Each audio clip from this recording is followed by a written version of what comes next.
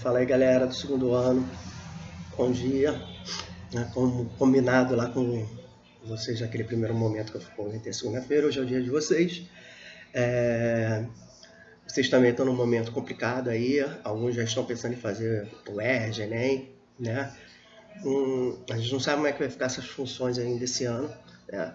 Mas vocês conhecem a minha responsabilidade, a minha preocupação com a educação. Olha, minha barba está saindo do lugar. A educação com vocês. E a minha alternativa é simplesmente dar aula, né? É o que eu gosto de fazer. E eu não sei fazer outra coisa, assim, eu não sei nem se eu faço bem, né? Mas é o que eu gosto de fazer e eu não poderia, nesse momento, deixar minhas turmas na mão, né? Então eu prefiro muito mais ter esse contato visual com vocês, né? Do que a gente ir para outros meios, passar folha, exercício, etc. Tá? Então, assim, qualquer dúvida que vocês tiverem, beleza? Entre em contato aí, faz perguntas pelo YouTube, pela agenda, não tem problema não, que a gente aí tá apto a responder, falou? Então é o seguinte, o que eu estou fazendo com as turmas do ensino médio? Pega lá, eu estou pedindo para dar um pause aí, a gente está trabalhando a apostila 5, né? Apostila 5, unidade 3, Independência dos Estados Unidos, página 48, tá? Página 48, então dá um pause aí, pega lá a apostila, marca texto pra gente, não precisa nem de marca texto, só pra gente poder acompanhar, falar, tá? Foi? Beleza. Olha só, na última aula que nós tivemos essa aula, quando nós fizemos o fichamento sobre a primeira parte dessa aula, nós comentamos o quê? As colônias inglesas na América, elas eram self-governed, ou seja, elas se autogovernavam, elas praticamente não precisavam de nenhum apoio, tá, do que vinha lá da Europa, da Inglaterra, só que isso daí começa a se alterar quando a Inglaterra entra na Guerra dos 7 Anos, que se envolveu com a França. Né? Então, durante muitos anos, os colonos que aqui viviam não contavam com o apoio da Inglaterra. A Inglaterra sempre deixou o pessoal aqui da América viver do jeito que eles queriam, tanto é que eles tinham seus próprios governantes, suas leis, etc. E essa relação ela simplesmente se altera de uma hora para outra, o que leva à insatisfação dos colonos. Então, assim, o que a gente vai ver agora rapidinho, devido ao tamanho do vídeo, vamos ver como é que essas relações entre a Inglaterra, a metrópole, se alterou com a galera, com as 13 colônias aqui da América, como é que essa colônia, como é que mudou essa relação de uma hora para outra, falou? Então, assim, na página 48, o cara coloca assim, opressão colonial inglesa, né? Tá assim, ó. Muitos fatores contribuíram para o processo emancipacionista das colônias inglesas. A gente pode colocar 3 fatores aí, tá? Que começaram a contribuir para a emancipação dessas colônias, consequentemente a independência dos Estados Unidos, né?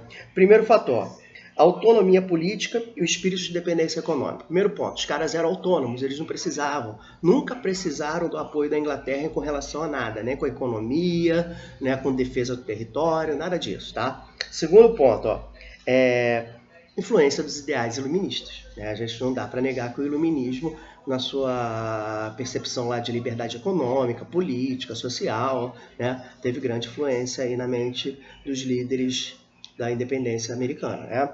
E o terceiro ponto, a opressão fiscal da Inglaterra.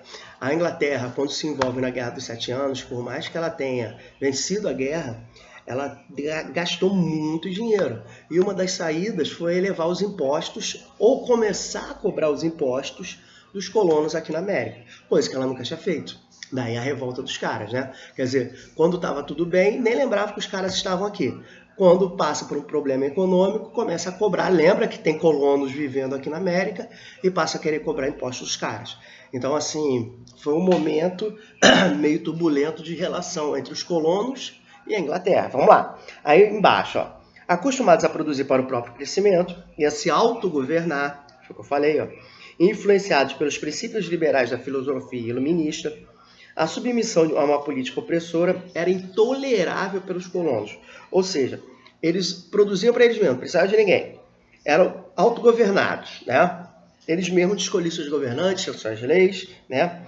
Princípios liberais iluministas, tranquilo também. E ser submetido de uma hora para outra a obedecer à Inglaterra era coisa que esses caras não queriam fazer, com certeza, tá? Então vamos lá. A alteração da política inglesa em relação às 13 colônias foi fruto principalmente da Revolução Industrial. O que ocorreu? Olha só. Com o crescimento da produção de artigos industrializados, a Inglaterra precisava ampliar seu mercado consumidor. E com esse objetivo, fechou indústrias na região norte das 13 colônias. Então a primeira coisa que a Inglaterra vai fazer, como ela já havia passado pelo processo de revolução industrial, ela tinha muita mercadoria e precisava de mercado consumidor. Então, um dos mercados consumidores que a Inglaterra queria era as 13 colônias aqui. Então ela mandou fechar todas as indústrias que existiam nas colônias americanas. Falou? Nas colônias inglesas americanas, principalmente as colônias do norte, que já tinham um princípio de manufatura. Falou? Aí vamos lá para a página 49, olha só. Outro fator para a mudança foi o aumento da demanda por matérias-primas por parte das indústrias inglesas. Para conseguir suprir essa necessidade, a metrópole passou a impor aos colônios medidas exclusivistas na compra de produtos. Ou seja, outra coisa que vai mudar aí com a Revolução Industrial é que a Inglaterra vai produzir as mercadorias, precisava de mais matéria-prima. Então ela vai fomentar aqui na América que os colonos americanos só vendessem para os ingleses, né? Então assim acaba com a liberdade comercial dos caras. Agora eles não poderiam fazer comércio com o que eles quisessem, só poderiam vender mercadorias para a Inglaterra, né? Embaixo aí, ó, as relações entre a colônia e a metrópole ficou ainda mais complicada a partir de 773, tá? Quando o parlamento inglês tentou interferir nos negócios da burguesia colonial, impondo a chamada Lei do Melaço. Galera, a Lei do Melaço, ela foi a primeira lei de fora dos Estados Unidos a ser incorporada aqui nas colônias americanas. Os Estados Unidos, a gente já está falando das colônias, né? Desculpa. O que essa lei dizia? Olha só, aumentava a taxa sobre a venda do melaço que não fosse produzido em território inglês. Então, qualquer tipo de melaço produzido fora da Inglaterra, ele era sobretaxado, ele ficava mais caro. Por que isso ocorria? Para não concorrer com o melaço que era produzido lá, né? Era uma proteção alfandegária, falou? Parágrafo de baixo, aí tá assim, ó. Em 1750, então, foi proibida a produção de ferro nas colônias do centro. E 4 anos depois, a coroa tornou ilegal a produção de tecidos. Olha lá, vocês estão vendo? Ela só vai cerceando a liberdade comercial dos caras. Proíbe a produção de ferro, torna ilegal a produção de tecidos, isso tudo para fortalecer a colônia, né? Os camaradas aqui deixavam de produzir, eram obrigados a vender, comprar a mercadoria deles lá e eles voltavam a lucrar novamente, né? Então, embaixo, ó, a Guerra dos 7 Anos também foi outra causa para a repressão inglesa, que a gente já comentou. Aí tem o mapa, né, da Guerra dos 7 Anos, o que foi? Apesar da vitória, que eu sempre comentei isso com vocês, a Inglaterra venceu. A Inglaterra recebeu terras, os montes de Apalache, o rio Mississippi, beleza? A coroa britânica teve suas reservas econômicas abaladas pelo gasto dos conflitos.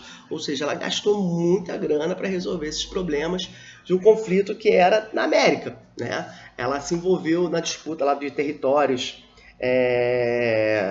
principalmente no Canadá, com os franceses, etc. Então, houve muito gasto de dinheiro. Então ela precisava... Meu cabelo está todo despenteado também.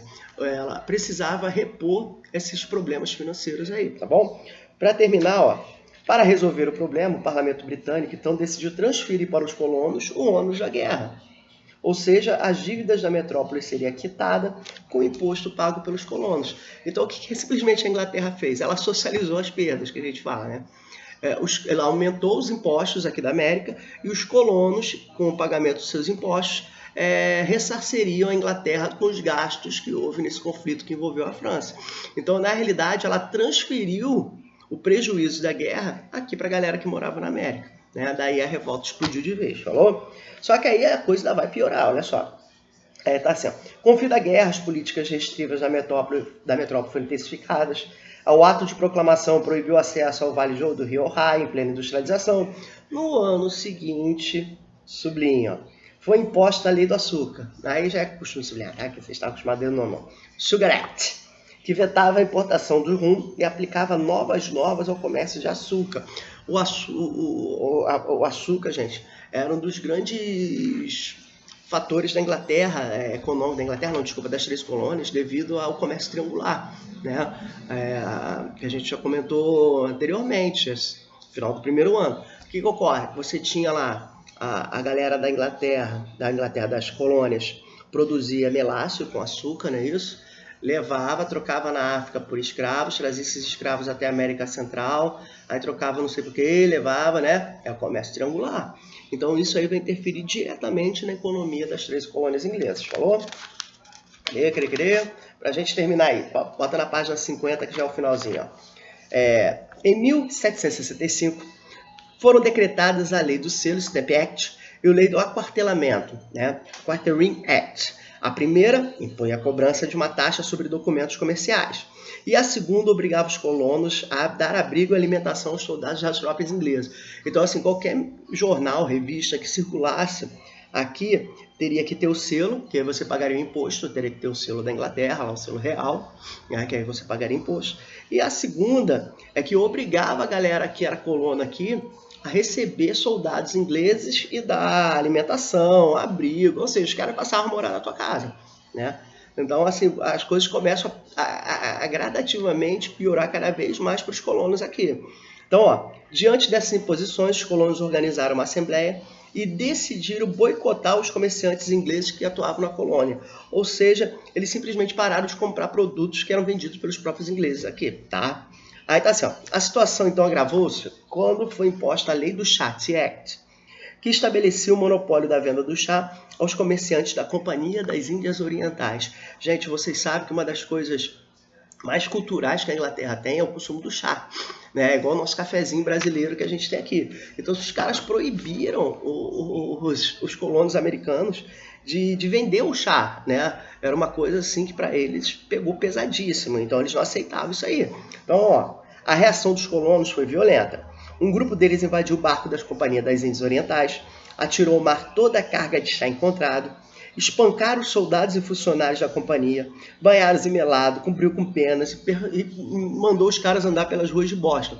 Então, assim, os caras entraram no navio disfarçados de índios, jogaram no mar todo o carregamento de chá da Inglaterra, sacanearam os tripulantes, sacanearam mesmo, né? Botaram melaço nos caras, jogaram pena e mandaram eles andar pra rua pra ficar pagando mico. Então isso aí a Inglaterra achou um troço assim, uma insurreição que pode parecer um lado cômico, mas para eles foi meio humilhante, né? Então lá, com a autoridade ameaçada, o governo inglês reagiu, decretou as chamadas leis intoleráveis, o nome já diz, né?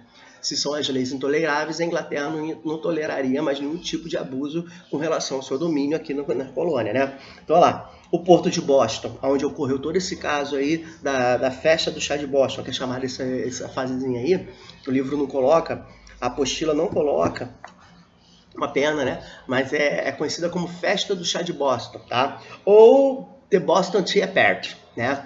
Então, assim, todo esse problema da festa do chá de Boston, a primeira coisa que a Inglaterra faz é fechar o porto de Boston, né? Então não entrava nem saía mais mercadorias através de voos, muito menos pessoas, tá bom? Então, olha lá, o porto de Boston, cara, foi interditado até que os prejuízos com a destruição das cargas fossem pagos, ou seja, ficou fechado até que os americanos, os colonos, pagassem o que eles desperdiçaram, o que eles deram prejuízo. A cidade foi ocupada pelas tropas inglesas de Boston, né? E os funcionários sofreram com a determinação que cometesse o crime de traição seriam julgados na Inglaterra, ou seja, aqueles que fossem ingleses e que estivessem ajudando os colonos era acusado de traição e ia responder lá na Inglaterra, tá bom? Para a gente terminar, a situação então entre colonos e metrópoles tornou-se insustentável, ou seja, tudo aí rumava para que houvesse realmente um rompimento entre as 13 colônias da Inglaterra, que a gente vai ver na próxima aula aí, que a gente já vai entrar na página 53 nas guerras de independência dos Estados Unidos. Falou? Galera, obrigado, espero ter me colocado de maneira clara para vocês. Eu sei que nessa situação é difícil, até para mim é algo um pouco mais novo, né? Eu já trabalhei com isso, mas é mais novo. Qualquer dúvida, entre em contato lá manda um comentário lá no YouTube, manda um comentário pela agenda, que eu já vou respondendo vocês, falou? Então nesse momento a gente precisa realmente da gente se aquartelar, podemos dizer assim, né? Lei do aquartelamento, né? Como a Inglaterra disse. Nós não somos os grandes, o foco, podemos dizer assim, a gente não somos o principal grupo, né? Que vai sofrer com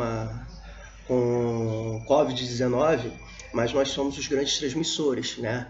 Então daí todo mundo ficar recluso nesse momento aí. Quem sofre mais a gente já viu, são pessoas que têm problemas de asma, bronquite, né? E idosos, etc. Mas a grande maioria da população ele vai atuar mais como transmissor da doença, porque na grande maioria ela vem muito mais fraquinha, né?